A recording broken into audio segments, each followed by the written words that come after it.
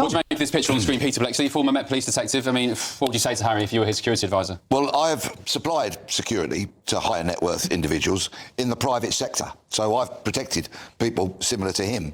And for him to be able to go walkabout down a London street without a security detail will have been his decision and his alone. And only he can make that decision if he is paying the security company. So I should strongly suspect that's what he's done. Now, when I read his book Spare, I was absolutely astonished at the amount of drug taking he admitted to.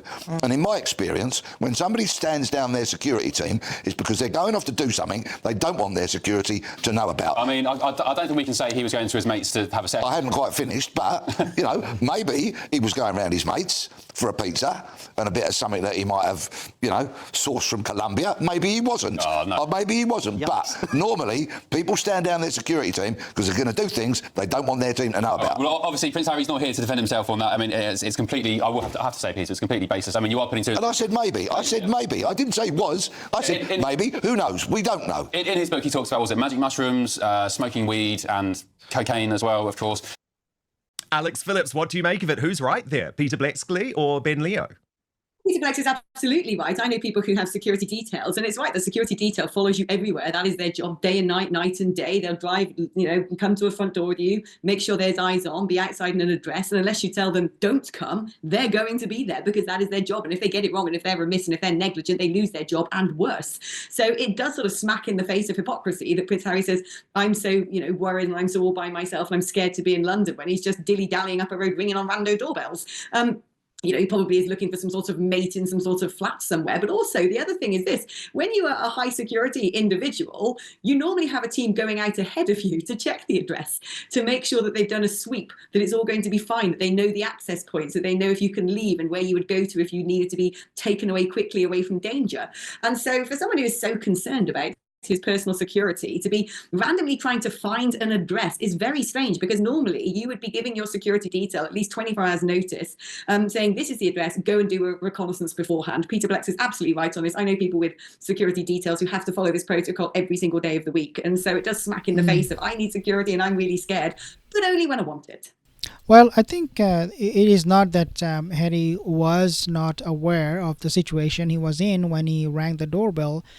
I think that he was not aware. He did not know what was going on. He was drugged up, and these days if you take a look at the last photos of him during Beyonce concert, he was drunk. He had too much alcohol, and we have talked about that particular photo, explaining to you guys that Meghan Markle let him drink that much of alcohol. So this guy is really not thinking through it. He has absolutely no idea what is going on, and this is why now GB News, they're losing it. The host of GB News, the host of Sky News, I mean all of these major new media outlets, their host losing it is something big. Yeah, I mean, I found the whole thing completely bizarre. And look, he does look wired. He looks wired, and it's very odd what's going on with Prince Harry. I don't think we can deny the fact that we are seeing some type of very public meltdown. Now, GB News, Alex, also got Tom Bauer to respond to this. Now, Tom, very well-connected guy, royal author behind the book Revenge. This is how he read what was going on with the doorbell footage. Very well that he wasn't going to get it. I think it was all about trying to embarrass the king. It was about destroying the monarchy. It was about all the time me, and Meghan. And very much it was Harry wanting to say that he is somebody who can make huge problems for his family. And I'm not totally surprised by this. I'd heard he's pretty desperate. He was looking for company. I think that really is the issue. Harry feels completely isolated from Britain. And what's remarkable about that particular Sun exclusive is that he didn't have one of his bodyguards, who he pays a lot of money to go and find his friend. It just shows, really, that Harry's pretty incompetent about everything else. I mean, Alex Phillips, exactly the point that you were making. But I think what's quite interesting there is when Tom Bauer is using the word sad, it's like pathetic. Do you know what I mean? It's so pathetic what this guy's life has become, rather than, oh, we should feel sorry for him. I don't think Harry was doing it in order to really make the monarchy look bad in the public eyes, that one of their own sons is acting so stupid and drunk. I don't think it was his plan, but it is possible, as Tom Bauer he mentioned, that perhaps it was deliberate from Prince Harry's part, that he wanted to really make the monarchy look bad. But that is beside the point. The point that I believe in, and what I understand from his behavior, is that he's losing it. He doesn't have any idea what he's doing, and of course he's lying when it comes to the security issue. He's crying for it all the time.